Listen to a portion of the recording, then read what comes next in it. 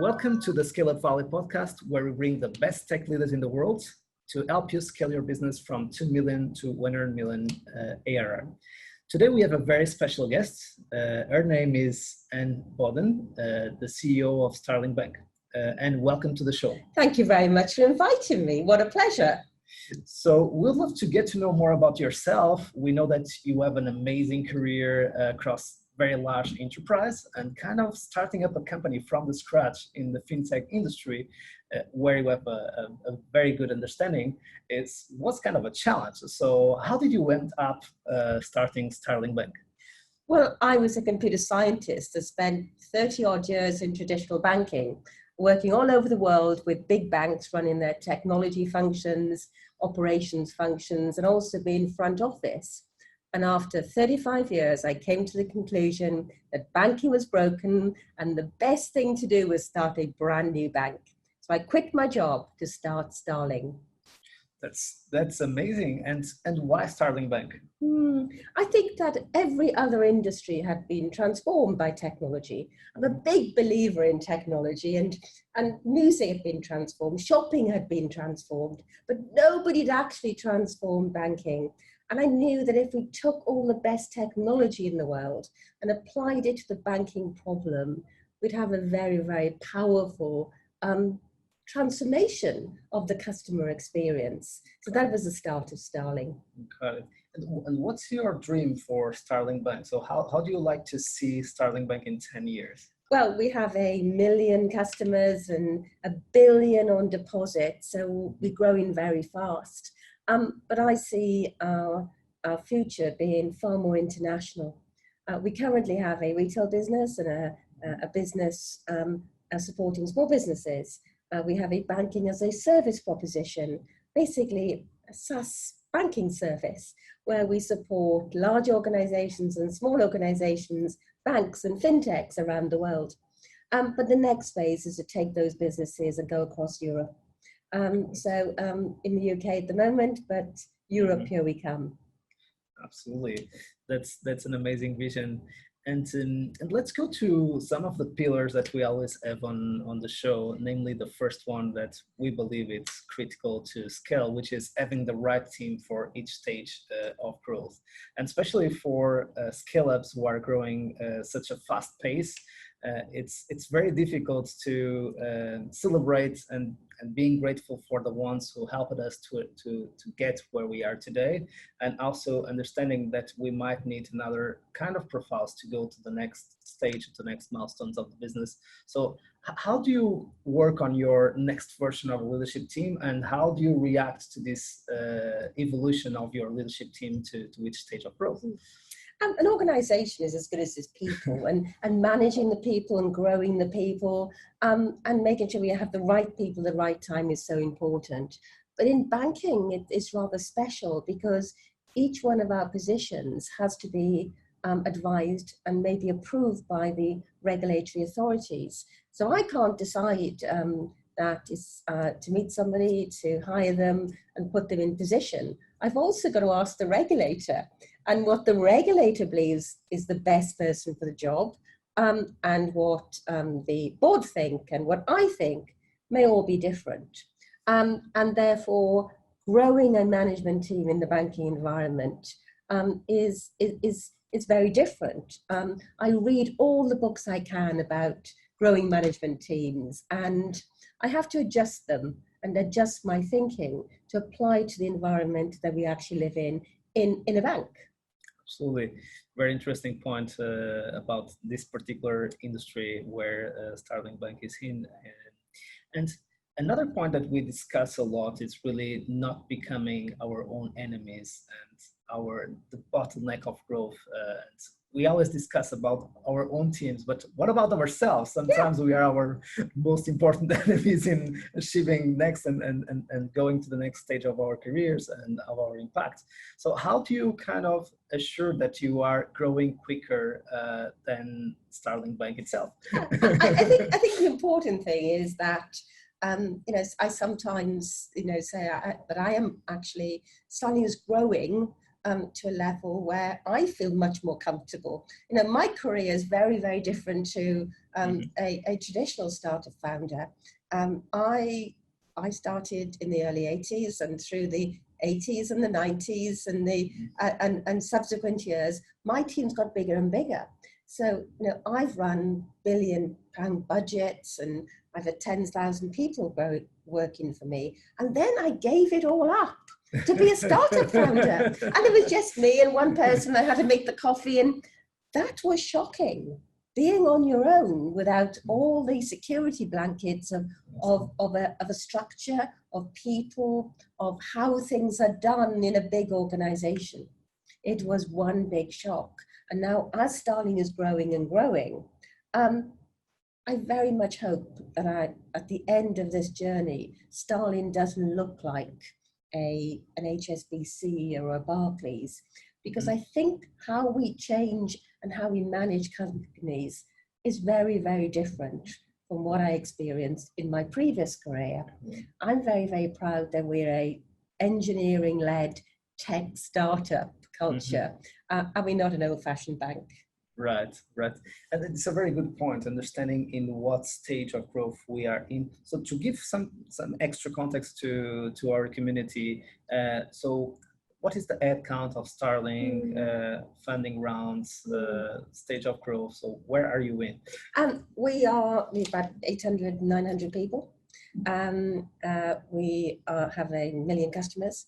1 billion of deposits, but still in one country. We're applying for banking licenses around the world. As far as funding rounds, Starling funding rounds are very different. And that's because we're a bank. Most startups work on the basis of you get a little team together and you develop a project and you release that MVP. And if customers love it, you raise a bit of money and you build a bit more and hire a few more people, and the organization grows in those stages. With a bank, it's very different. You have to get a banking license before you can actually provide services to customers. And before you can have a banking license, you have to have built out all your tech, have a product that works, have a product that's been signed off, and also have all the capital in place. So I had to raise nearly £50 million before I could actually have my first customer on the platform. And therefore our funding rounds were very, very different. But the first 2 years, I sort of bootstrapped basically, whilst I built all this up. And then my first seed round was for £48 million. Wow. But by then... What a seed round. I think it's the biggest seed round in Europe. And then we subsequently raised further finance. I think we're now in a sort of, probably we just done our C round, going into our D round, probably early next year. Well done. And in terms of going to the next topic, so we discussed it now, team, assuring that we don't become a bottleneck of growth of our own company. So the second point that we always love to discuss when scaling up, it's about doing the exercise of subtraction, of reducing complexity, simplification. And we know that sometimes in this industry, this can be a little bit even more challenging because of the issues that you just shared with us, which is very good in terms of context. So as a CEO, how do you assure that your team is really focused on what needs to get done and is not distracted and chasing things that don't add any value to the business? Well, I must admit that particular question of doing the right things that actually add value to the business is something very close to my heart. Even in the very early days, I had a concept of feeding the machine. It's very, very easy to spend all your time doing things that don't actually lead to the end product getting better. It's very easy to spend all your time, sort of adding up all the expenses rather than actually delivering things for customers. So one day, I got a whiteboard out and I divided it into 3 columns and said the first column are people who do things for customers to make the product better. And in the second column, I put all the names of the people that helped the people in the first column to make the product better. And then everybody else is left in the third column. The people in the third column weren't very happy, and it wasn't very subtle of me, but the people in the third column got to get out of the third column and into the first and the second. And I think if you have that sort of attitude, you keep an organization vibrant, doing the right things. I also believe that you shouldn't do presentations to each other. An organization that spends all his time doing PowerPoints for each other has lost his way. And finally, I think it's a question of looking at an organization and ruthlessly saying, stop doing something. Why are we doing that report?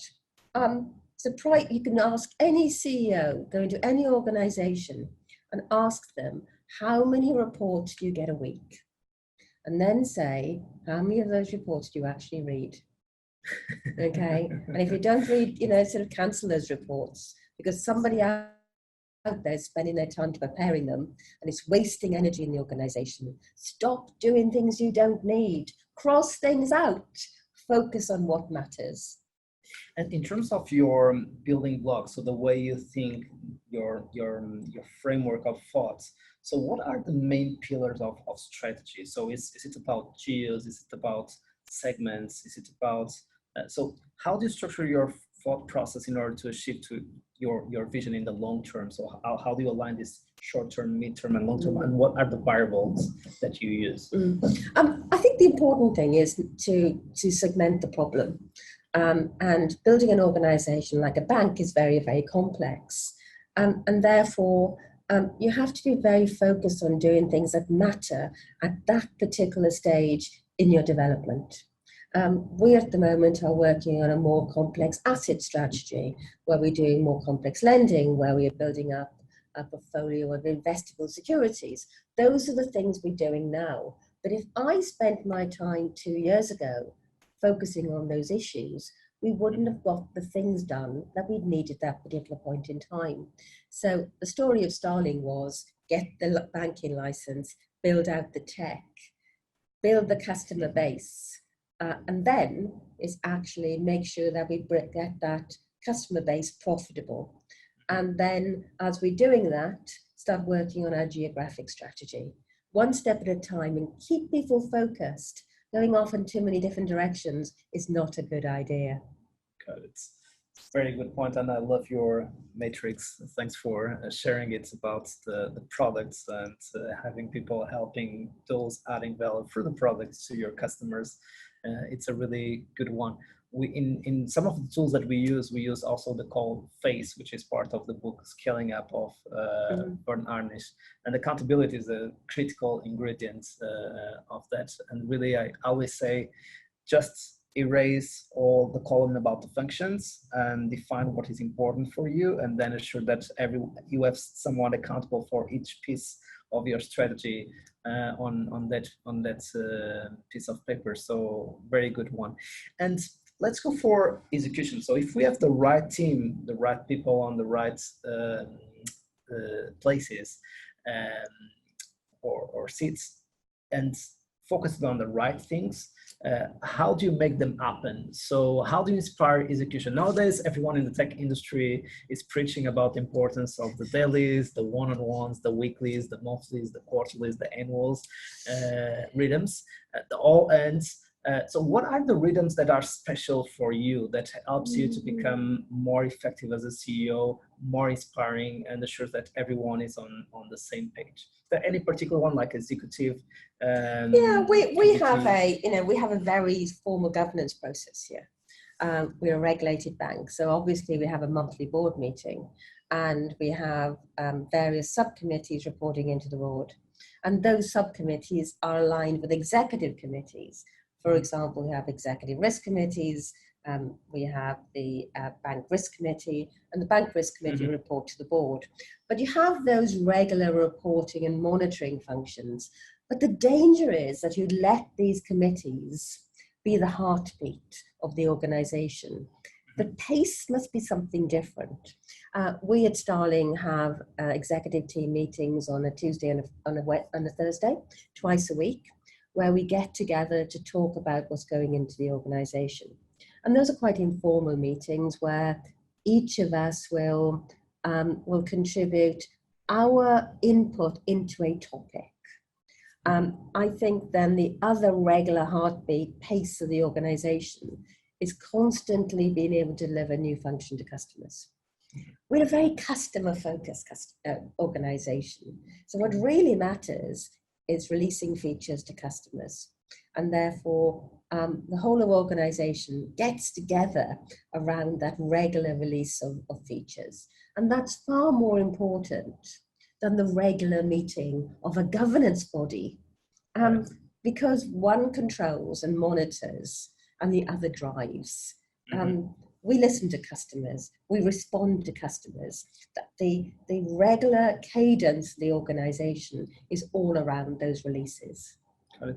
And this is very interesting. Sometimes it's very complicated to convince a CEO to have a weekly rhythm with executive committee. And usually we miss the strategic component of that regular meeting. So usually those weekly meetings are about going through the goals, or the ones who have OKRs in place, the objectives and key results, what is in red or yellow, what we need to solve in order to move forward. And I always recommend to have a strategic discussion about a topic every single week, which would be more the strategic weekly rhythm. I see that you have two. So how do you structure those?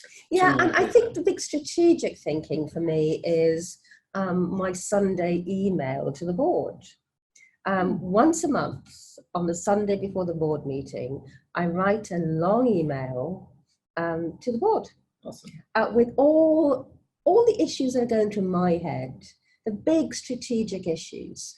What's the market doing? How are the customers changing? What is our growth looking like? And I try to raise it up to about 4 different big topics. And those are the things that are the important strategic issues for the organization, that are the things I should be worrying about. I shouldn't be worrying about, the refurbishment of a branch, of an office in a certain part of the country. I shouldn't be worrying about perhaps the pay scale for a certain segment of the organization. A CEO, I need to worry about the big issues. So I try and crystallize what the 4 or 5 big issues are in the organization. It centers my mind on the right things, and it positions the board for those issues when I walk into the board the following week. I also then use that email to send to my own management team about the things that I'm engaging on and the things that I need their support to get done. And that is where we as an organization center on the real important things and don't get dragged into the trivia. Very good point. I imagine with almost 900 people at Starling, assuring that your mind and your thoughts get to the entire organization, people understand the purpose, the why, the vision, the short-term milestones is very important. And that's when 900 people, politics are already very present in the organization. We can have a lot of friction in the communication rhythms and the communication flows across the organization. So as the CEO, how much do you invest in assuring that everyone is on the same pace? And for the ones who might be on the journeys of 150, 200 now, what they should be working on as CEOs to ensure that they get to 900 as you in a good shape? Yeah, I think forming that vision and having the focus on the big strategic issues and communicating it to the board and to the rest of the organization is important.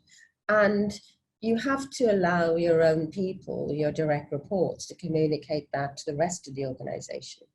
And they will do it with their own personalities in the way that they connect with that vision. You cannot be assured whether those thoughts get to everybody in the organization.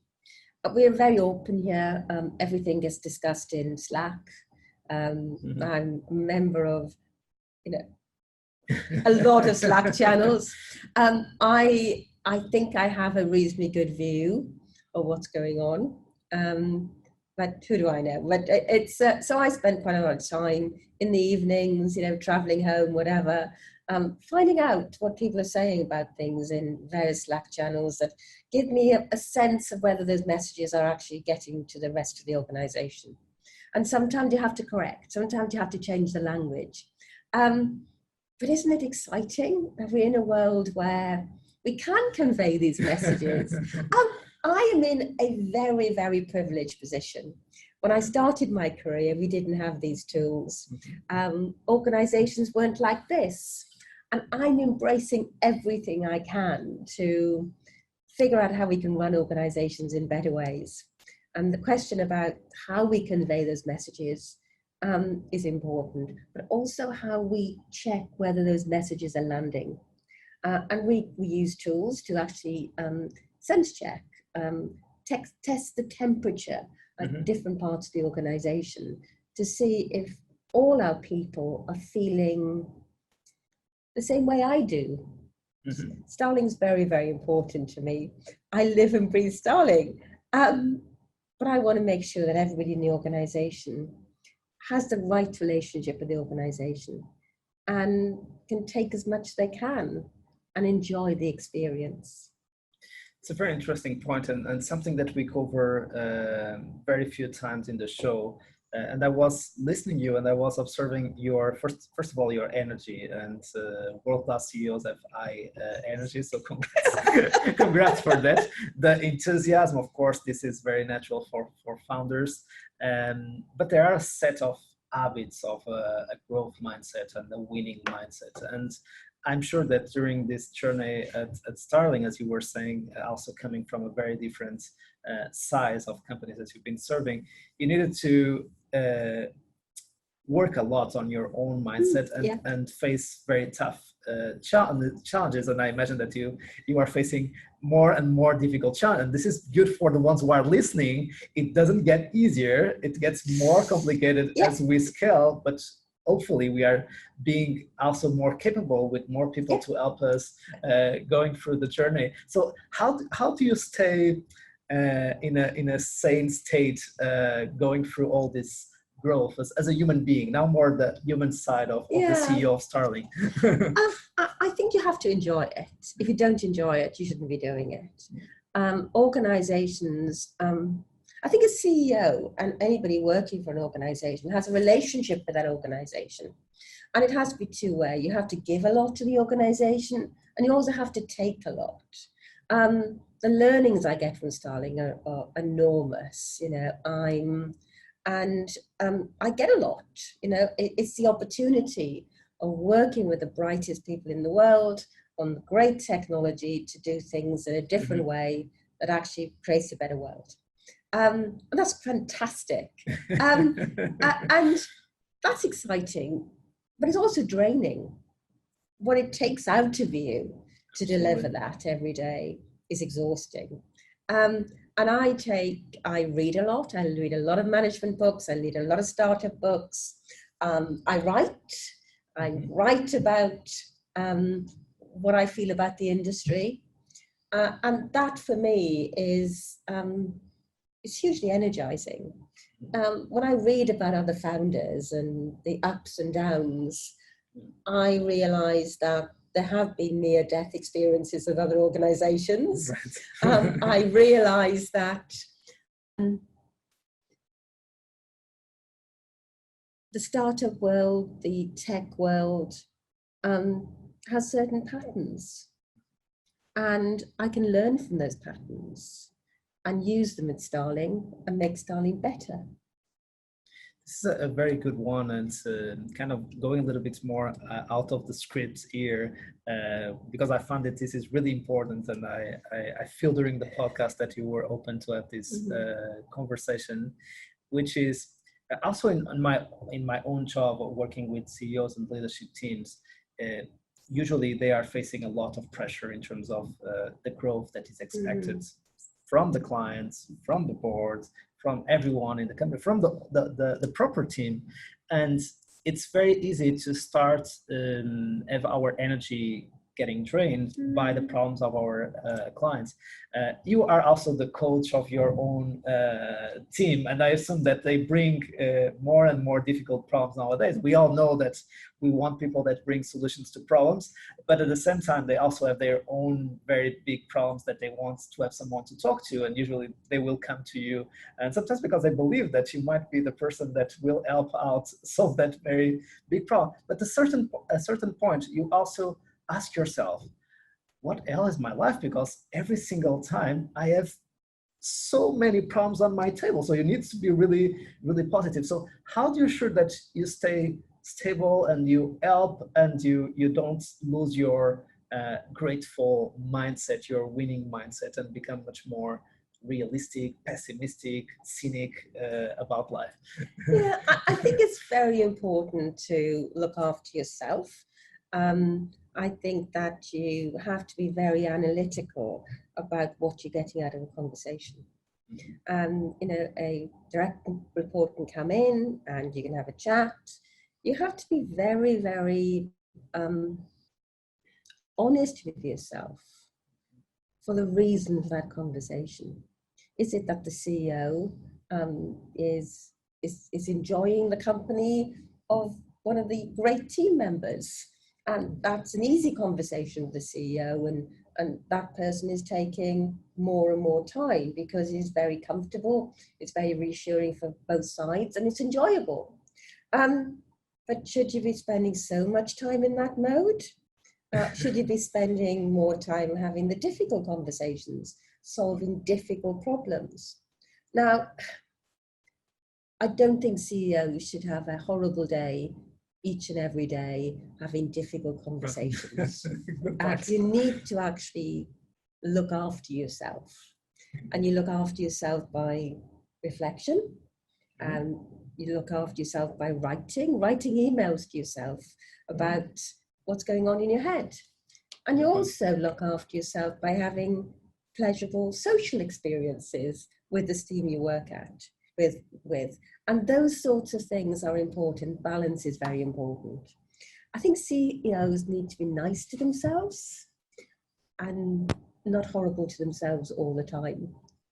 Very, very good point. And what a great way of bringing the last question of the show, and also our favorite one, which is, if you would have the opportunity to meet Anne at the beginning of Starling, what advice would you offer to Anne?